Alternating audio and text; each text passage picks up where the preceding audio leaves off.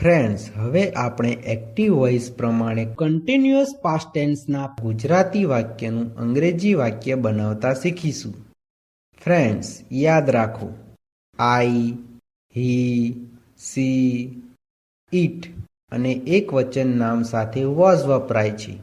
V, you, they અને બહુવચન નામ સાથે વેર વપરાય છે.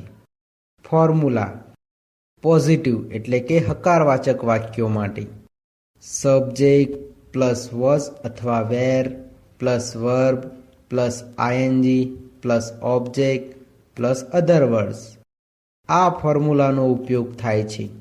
નેગેટિવ એટલે કે નકારવાચક વાક્યો માટે સબ્જેક્ટ પ્લસ વોઝ અથવા were plus not plus verb plus ING plus object plus other words.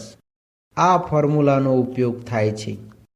Interrogative એટલે કે પ્રશ્નાર્થક વાક્યો માટે વોઝ અથવા were plus subject plus verb plus ING plus object plus other words plus question mark.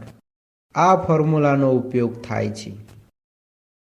Friends, યાદ રાખો, continuous past ટેન્સના active વોઇસના વાક્યોમાં ક્રિયાપદના મૂળ રૂપને ING પ્રત્યે લાગે છે.